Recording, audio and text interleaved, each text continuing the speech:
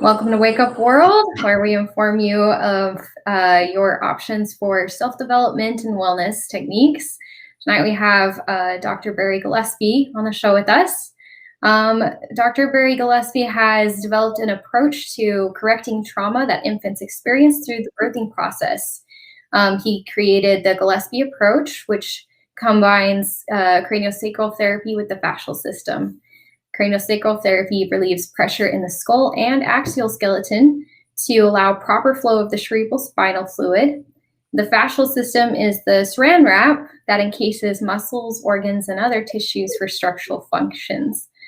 Dr. Gillespie has presented many case studies that have found connections between the tension in the fascial web of children and various health challenges. I'd like to welcome Dr. Barry Gillespie to share some more about the sciences and benefits of this approach. Would you mind telling us a little bit more about yourself and what you do? Yeah, thank you for having me on. I became interested in this work because I graduated from my surgical residency in 1975, and I thought I was going to be a periodontist. And the next few years, I started getting headaches and sinus problems, and the medical dental community couldn't help me. And I went to this chiropractor, and he told me, you have this cranial thing, and that's when it all started. So that's when the road was paved for me. I saw my first baby in 1980, and I've seen babies along with children and adults, but we've seen babies for over 40 years, and that's what we're going to primarily talk about tonight. So thank you for having me on. Yeah. Thank you for being here. What can the craniosacral, can you elaborate more on what the craniosacral fascial system is and what conditions can be corrected with the work? Yeah, it's the craniosacral fascial system the cranial work is the brain breathing. The brain has a slow expansion and contraction. And we call this the brain cycle, where the brain slowly expands and slowly contracts. There's a lot of freedom around the meninges of the brain. There's a lot of freedom in the fascia or in the brain. There's a freedom in the cranial bones, where the bones can actually expand and contract. And that pumping fluid is important because it pumps the cerebrospinal fluid throughout the brain and the spinal cord, and it pumps it out into the fascial web. The fascial web is the connective tissue that we have. It's from head to toe, finger to finger. It's tissue that supports the body. It connects everything together. And I like to explain it where each muscle cell is about the size of a hair. So if each muscle cell has a saran wrap covering of fascia around it, so wherever you have muscles in the body, you have fascia, and it develops into this fascial web, which it goes into every organ. It goes into the eyes, the teeth, it goes into the bones, it goes everywhere in the body and holds everything together. What happens is that there's trauma to the body, whether it be birth trauma, whether it be a toddler trauma, whether as a child you fell off your bike, you fell down the stairs, or as an adult you had sports injuries at school, or you had a car whiplash accident, or you had a concussion, somebody hit your head. All these traumas build up and create restriction in the brain motion and in this fascial web. So everything gets tight in your body. When it gets tight, that's when there are issues that the systems, your body systems, can't work at 100%. So things start to shut down a little bit. So in the course of therapy, whether you're an infant or a child or an adult, we're here to free up your brain cycle, where you can start to expand and contract again nicely, and where your fascial web can start to loosen up and your body systems can function better. That's primarily it. We see tight people. I see tight babies. I see tight children. I see tight adults. And we help them loosen up. We start to free up their craniosacral fascial system. Basically, they're tight, and we loosen them up so they can function better. They're good for it. We're good for quite a number of situations. If you have an infant, we're very good with nursing issues. If your infant has trouble latching on, if your infant has trouble sucking, or if there's difficulty swallowing, If your infant has difficulty breathing, the respiratory tissues may be tight. And a lot of children we see have failure to thrive. So along that nursing issue, we're very good. We see the garden variety of babies with colic, babies with reflux, babies with gas, babies with constipation, babies with indigestion, the usual fussiness issues. Plus, we also see some other medical conditions like babies with strabismus, abnormal eye alignment. We see babies with stridor. We see babies with laryngomalacia. We see babies with pyloric stenosis. And we see babies with clubfoot. And we also see babies with torticollis and plagiocephaly, irregular shaped heads. So there are about 17 conditions that are pretty much in our wheelhouse, and we like to work on the infants as soon as possible. My goal is for eventually your baby gets checked when he or she is born, when they're 10 minutes old. If they're tight, they get therapy right in the hospital. They start to get loosened up right away. And they have their therapy visits, as many as needed, all during that first day while you're in the hospital. So when you leave the hospital on day 2, you have a calm baby, a relaxed baby, a baby who can breathe well, nurse well, digest well, poop well, and nap well. You're going to have a happy baby. With children, we see children who have earaches, children who have chronic headaches, children who have ADHD, children who have asthma, children who have learning issues. We see children along the wide spectrum where things can get tight in their bodies. With adults, we usually see adults who have pain. And if you are listening to this and you have pain somewhere in your body, there's probably fascial strain there, at least one component of it, where the fascia is pulling into your shoulder or your neck or your head or whatever. There's fascial strain. It's restricting, it's creating pressure around free nerve endings, and it's giving you the headache, or it's giving you the TMJ, or it's giving you the throat issue, or it's giving you the neck issue, or whatever part of your body. If the fascia is tight there, it can create pain in that area. So what we do is we do therapy for that particular, for the whole body, and we start to free up this fascial web, taking the pressure off the nervous system, and that generally relieves a lot of the pain, and it helps a lot of people. So we have a wide range of conditions that we work with infants, children, and adults. With the pain, would you say this is also pretty helpful for fibromyalgia? There's a lot of people that seem to have that and don't really have a solution for that. Yeah, we're a big piece of the fibromyalgia puzzle, I believe, where the fascia gets tight, and nobody looks at the fascia in fibromyalgia, or very few people do. What's really good is when we see a patient who's getting fascia work, and they're also going for a massage therapist, and they're getting deep muscle work. Somebody's working those muscles, and we're working the fascia at the same time. That's usually the best case scenario for the fibromyalgia people. Okay. You can go for it. Can I ask a question? In the doing of this, I'm assuming you're manipulating the fascial tissue. Are there? We're not manipulating the tissue. You're not manipulating a tissue. So how are you? No, we're not manipulating. Is the purpose to increase flow of fluid there in the fascial tissue? Is that what causes it to release, or is it? I mean, how do you cause it to release, or how do you improve fascial tissue? I don't around the brain. Okay, I don't cause it. Good question. I don't cause it to release. What I do is I will hold the baby, or I'll hold the head or the neck, or that whatever I'm holding, and I'll feel for fascial strain. I'll feel for fascia pulling within that baby, and I'm just holding the baby. I don't manipulate the babies. I don't adjust the babies. I'm not a chiropractor. I'm not an osteopath. I'm a therapist. We're just holding the babies, and it's like a very specialized massage. And I'm listening to that baby, and I'm following that strain in that baby. And at some point, that strain will come to a still point. And at that point, the baby or the child will release, that fascia will release. So I'm not releasing them. I'm just observing. I'm facilitating the healing. I'm just there to help that individual heal themselves. Okay. We believe that each individual the body knows best how to heal itself. You know how to heal yourself.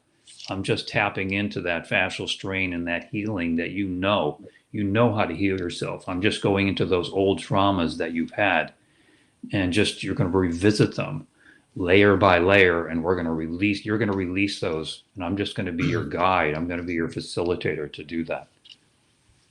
Okay. Can you help me just a little bit more on it? And I'm on your team with this. I honestly want to know more about this as a scientist. Help me understand a couple of different things here. If you're just holding the baby, how are you aware of a fascial strain?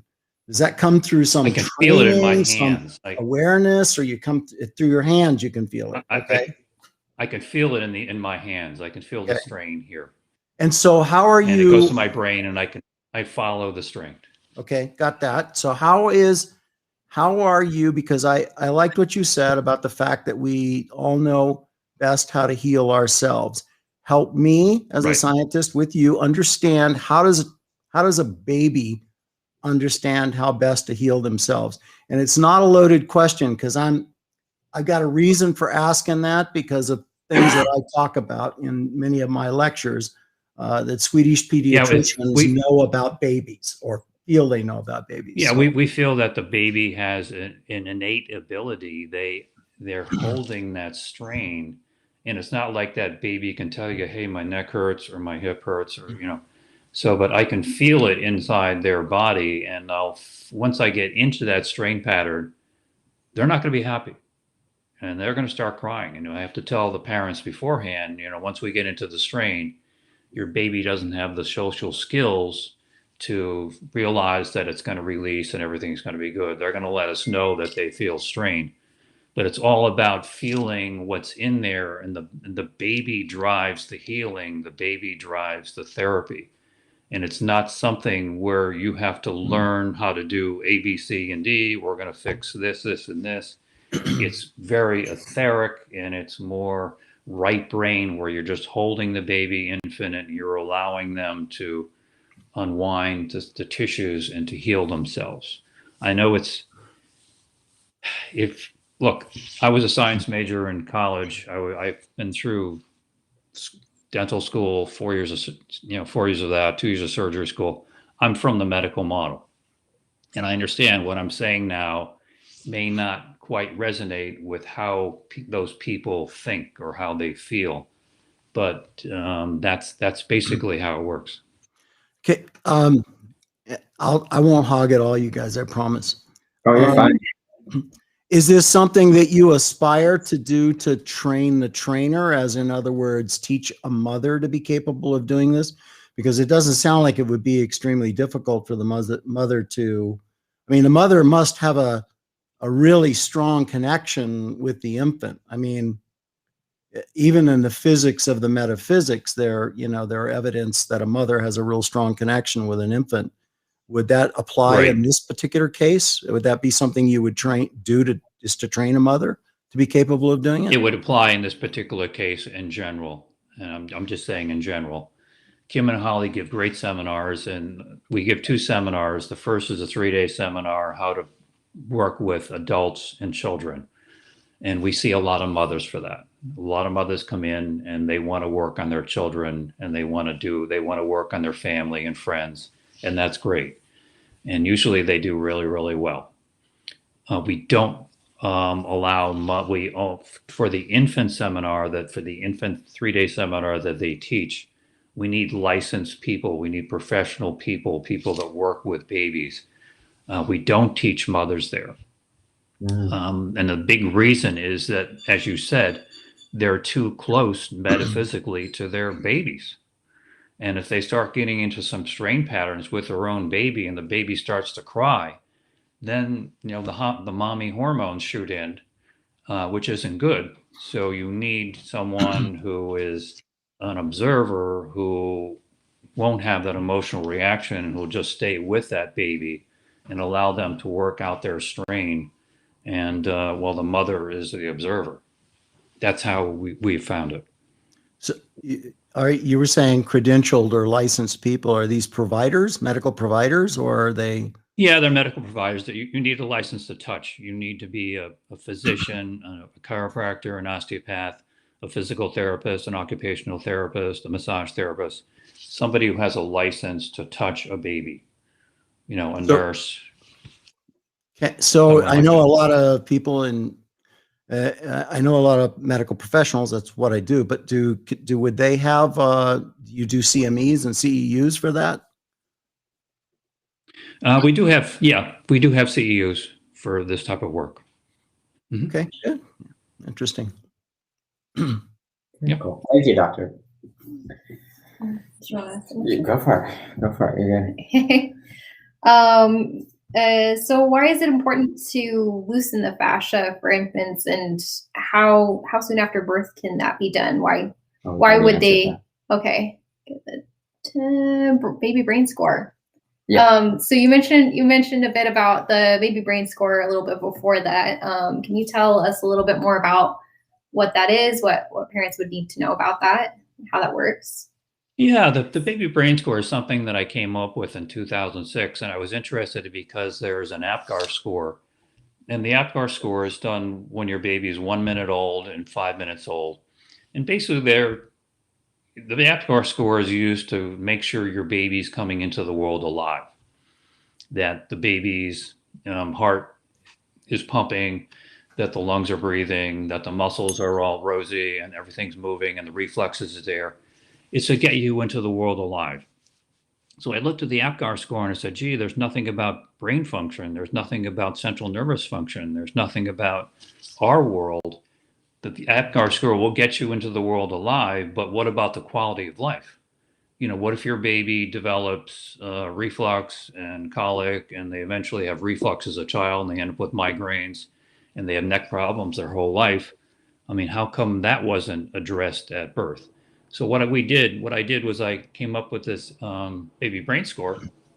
So we're measuring things like motion of the brain, motion of the sacrum, tightness in the body, head shaped, and it's 4 different categories, and it's hopefully will be used for hospital people to see if your baby's tight. And if your baby's tight, that's when you would have therapy during the first 10 minutes of your life and all through that first day of your life. So that's what we came up with, and it's kind of an interesting concept, but it's just a little bit different than the APGAR score. We deal with quality of life issues. We deal with, are you going to have a headache for the rest of your life? You're going to have neck pain for the rest of your life. You're going to have a bad back for the rest of your life. That's what we're interested in. We're trying to nip it in the bud, prevent these problems right at birth, so we can work the strain out of your body when you're 1 day old. So you don't even know what's coming down the road. You'll never experience it because it'll be corrected on day 1 in the hospital. Okay. So what would be an ideal score, and what's more of like an average score that you tend to see? We did a research project in Mexico, and the ideal score is an 8, and we usually coming up with about a 4.5 or 5. And after we worked on all these babies, they increased 2 points where they were like 6.5 to 7.5. So their bodies opened up and they became happy. But that's what we're looking for. The baby brain score is just a tool at birth to see if your baby's tight. That's all it is. Are OBGYN doctors, are they tracking with that, or are you meet in opposition with that? Or is it not, is only here in the States and not so much elsewhere, that kind of thing?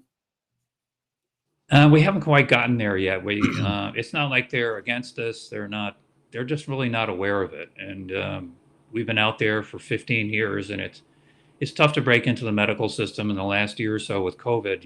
Everybody's preoccupied with that, so we had to put everything on the back burner. But we eventually hope that hospitals will get involved and they'll see the value in this. And the pediatricians will see value in it, that their children that they see down the road, there's very little asthma, there's very little headaches, there's very little earaches. People are doing much better in school, and there's less ADHD, and children are generally healthier. So we're hoping for that type of situation. So it's just something that we're just putting out there. And I have my website, Gillespie Approach, and I'm constantly writing stories from my practice on Facebook. So we're on Facebook and Instagram. So we're out there in the social media, and we're just trying to get the word out. I'm trying to attract people who believe what I believe. And right now we have about 3,200 people on Facebook who follow the work. So we're very grateful. I'll bet. Yeah. Do you have a book? Did you publish a book? Yes. I did. I wrote 3 books. And when I wrote a book in 1999, and I wrote a workbook in 2004, and I wrote another book in 2010. And what I realized was that it was difficult to get the word out there. I said, well, my 4th book is going to be on the internet. So we did. I expanded the website, and my website became my 4th book. So I've written 600 stories about infants, about all the conditions, the stridor, the colic, the reflux. And if you go on the website, GillespieApproach.com, you're going to see all these stories categorized, and you'll see what the work is about. So that is literally my book. And the advantage to that is that anybody who has a computer, anybody who has internet in the world, and anybody can speak English and can go on that site and read about the work for free. That's great for people, not so great for me. I don't get any royalties from the book, but we just want to get the word out there. So the internet is a great thing, and all the stories on the website are very good, I think. Have you tried to publish this in, like, I mean, I recognize that you didn't have an IRB approved, FDA type study, but have you tried to publish this in just kind of metaphysical magazines, publications like that, to get the word out about your work and what you're doing? That is not so much the metaphysical. We did have the baby brain score, which published in 2009 in the Internet Journal of Pediatrics and Neonatology. So you can go up on that journal, and you can go on my website and read that journal, that article. So it's a very long article, and it's been published. But as far as doing, research in a hospital, it's difficult to do because we deal with quality of life issues. We deal with fussiness issues. If you're a mother and your baby has colic or reflux, there's no number that we can put on it. There's no quantifying, your baby's a 10, and now your baby's a 6, and your baby's a 3, and now your baby's a 0. We can't put a number on it. All you know is that colic goes away, or the reflux goes away, or the nursing is good now, or their baby is sleeping, and it's their quality of life issues. So it's very difficult, almost impossible, to do a double-blind, controlled, randomized hospital, gold standard type scientific, research. And so, I'm okay with that. I deal with parents who they're stressed out. They're not sleeping at night. The mother's stressed out because the baby's fussy. They're not nursing. They haven't had a bowel movement in 7 days. You get the stressed out mother, and, after a series of 5, 6, 7, 8 visits, that baby's happy, mom's happy, everybody's happy. So that's what we go with. It's very clinical. It's very emotional. What we're feeling with, how's that mother feeling? That's what we're looking at. Not so much the scientific quantifying results. Can you prove this? So I don't know if I explained it that well, but you did. Go ahead, Kyle. Go ahead. Oh, I was just going to ask, is that, as you mentioned earlier in the stream, that your goal is to get this, one of the first things that the baby's, that's being tested on the baby, and a therapy that the baby's doing upon birth, or upon 10 minutes after birth, if needed. Right. Are these lack of studies or being able to study in that way, or research in that way, is that keeping you out of being able to get into hospitals or birthing centers? Yes. It may somewhat. I mean, you could say yes, possibly, but we're looking at people who are nurses in the NICU, or nurses, labor and delivery nurses, or nurses in maternity, or lactation consultants who work in a hospital, or OTs who work in a hospital. We want to train those people so those people can go in, to L&D or the maternity and start working on these babies. And then everybody in the hospital will say, hey, looks like a pretty good thing. The babies are calmer, they're more relaxed, they can sleep better. And, it kind of that's what we're hoping for. Not so much of, waiting for that magical study to come along. And there are no, that, because again, as you're saying it, this is purely kind of an intuitive thing that you're doing. So that also would not lend to study, because you're not using any kind of manipulation of fascial tissue to improve flow of fluids, infill or exfill. And there's no can't measure anything like that as well, with all the available technology that there is for measuring those kinds of things. Right, and that's the difficulty with the fascia work. You can see even with adults and children, you go into a car accident, you get whiplash, and you have pain in your neck and headache, and the insurance company will say, well, there's no science that you have a problem. We're not going to pay for your therapy because, we just don't believe you. There's no medical testing for fascia, for fascial restriction. There's no blood tests, there's no MRIs, there's no CAT scans. And even for infants, there's no testing for how tight that baby is. It's something you have to feel. You have to feel it in their body. And once you feel it, you'll feel it, it's tight. The mothers will feel it because when they pick up their baby feels like a board. And once they had their first therapy, the mother will pick up the baby and say, wow, they're looser, they're more relaxed. And that's the fascia. The fascia is letting go in their body. So it's a matter of feel. Do you see there being a test anytime the next 100 years that be able to test that or recognize that? Possibly. I mean, I'm thinking of, measuring the brain cycle of a newborn. And if the technology could be there in the future where you can put a little rubber band around the newborn's head, and that band is going to measure the expansion and contraction of the brain. That would be ideal. So that's how they would do it. So, but I don't know about the next 100 years. I don't know if I'll be around for that, but we'll see. Yeah, who knows? But it's interesting because I think most those that are in the alternative work of healing, of medical, whatever you call it, tend to have the same issues with lack of being able to have something that measures adequately with where we're at in our current science and tests. Yeah, I mean, I had the same problem in the 80s and 90s with my asthma work. I saw hundreds of children with asthma, and I believe I found the answer to asthma. Asthma is a disease of tightness in the respiratory system, somewhere in the diaphragm, somewhere in the lungs, tracheobronchial tree, somewhere in the throat, the nasal pharynx, into the nose. The fascia in there is tight. And, I did this for 15 years, and then 1995, NIH developed a holistic branch, and there was a $5 million grant, and they were going to give $1 million to 5 people. So I called the director down there and I said, hey, I'm into this fascia work with asthma, and I think it's a big deal. And he was interested. He said, I got thousands of people like you, and I got $5 million to give out, it ain't going to happen. So that's how it works. So I know it's the alternative world. Most research, medical research today, is funded by big pharma, pharmacology. And, from our work, there's no medication. So the big pharma is not going to subsidize any research that we do. I wouldn't expect it.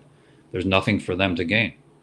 We're trying to find the root of the problem. I was always trying to find why you have your headaches as an adult, why your child has asthma, why your toddler has earaches. And what we're finding is it's the root of the problem is the birth trauma. What happens in delivery Was there a cord wrapped? Was there vacuum suction? Was there shoulder dystocia? Was there forceps? Was there long labor? Was there a lot of pressure for 20 or 30, 40 hours? Pressure on that fetus. In utero, was there fascial strain? Was there cord wrapped in utero? Was there a tight uterus where the baby couldn't grow? Was there a sibling? We see a lot of babies who are twins or triplets, and there's just a lot of tight. They're tight because there's just no space in there. Or did your mother have a fibroid? Were there fibroids in there? Would you have a lot of space issues? Were you in a certain position? Were you stuck where you were in this position in the uterus where you couldn't move, and you came out and you had torticollis and you had plagiocephaly because you were stuck in the uterus, you couldn't move. So these are the issues that we're looking at. That makes sense, and that makes sense of why that alternative world has a hard time progressing in that way and creating results, is because it's the money. They don't have the money to do so. Have you also seen the same amount of tension around the head and stuff for children that are C-section? Yeah, that was a surprise in our research. We saw about 600 babies in all out in Lancaster over a 6-year period. And we thought in utero was, like heaven in there, and everything was great, and you were just swimming around, everything was loose. And until we started seeing babies with C-sections, and the C-section babies had difficulties. They had their own difficulties because they were twisted and torqued in there. They couldn't move, that I described. And C-section babies had the same issues as the regular babies had. They had the fussiness issues. They had torticollis. They had plagiocephaly. We didn't expect that at all. And so that was an issue. The second issue with C-section babies is a lot of times they'll get stuck in the canal where they try to go for a natural birth, and they'll get stuck in there, and they're difficult to get out. And then the OBGYN has to literally yank them out, pull them out. And what kind of fascial strain is that creating in the neck and the body and the head? And they come out with distorted heads and distorted necks. And you might think, well, it's a C-section. What could possibly happen? And the third factor is the latest research is that when you have a C-section, you don't really connect with the mother's microbiome. That when you're born, the microbiome is in her vaginal canal, and you're going to pick all that up. But when you're in a C-section, you miss all the microbiome. So they're doing research now where they're taking swabs out of the vaginal tissue and swabbing the baby and trying to get the mother's microbiome in that particular manner. Makes sense. Hey, doctor, can you help me with some other understandings here? Like, you mentioned strained fascial tissue. So you mentioned strained fascial tissue. So again, how are you? The reason I'm asking is because I'm reading a couple of different studies that were published in Mind Body Medicine and a couple of others that are drawing that are in those kinds of things that I was saying. And I recommend that you publish in these areas because there's a large body of work that's dealing with fascial tissue.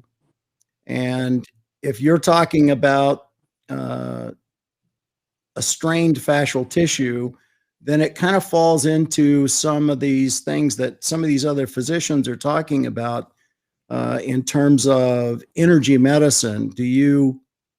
Would you qualify what you're doing as an energy medicine? Well, the answer is yes, and I don't mean to be a little woo-woo, but Einstein told us 100 years ago that everything is energy, so we are energy. So when you're dealing with the human body, you're dealing with energy in that respect. But yes, that's how I would characterize it. So does it parallel then with things like Reiki and stuff like that? Maybe. I brought Reiki up on the show. That's why they're looking at me like that. Yeah, I mean, we don't really. Oh, you cut out. Hold on. Did we lose everybody? No, I can hear you. Dr. Gillespie's been cutting in and out from at least from what I'm hearing all through the program. I think we lost audio on Gillespie. Yeah, we can't hear you.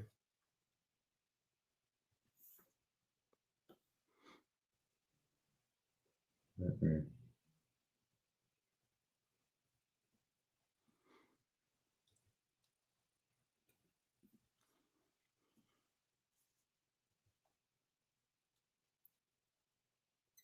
There's nothing we can do on our end.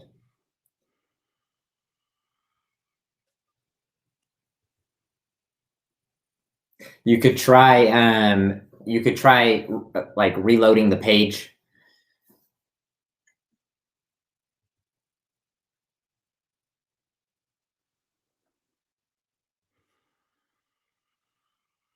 I don't know why it's been finicky. Internet has been finicky for everybody this week.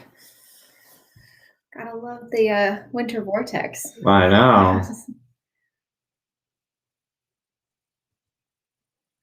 But while Dr. Gillespie is working on that, it has been some extremely interesting stuff with this. What are some of your thoughts with this, Dr. Morehouse? Well, I am always trying to draw parallels to things to help people understand what people are talking about. And it is, while I've not been able to find, specific research on Dr. Gillespie's approach to it, there are a lot of parallels in things which I think, I'm certain lend, a credibility to and a broader understanding of what Dr. Gillespie is talking about. He's talking about it as I see it in a fashion that most doctors who have developed a practice in something do, which is they kind of speak their own particular language to it.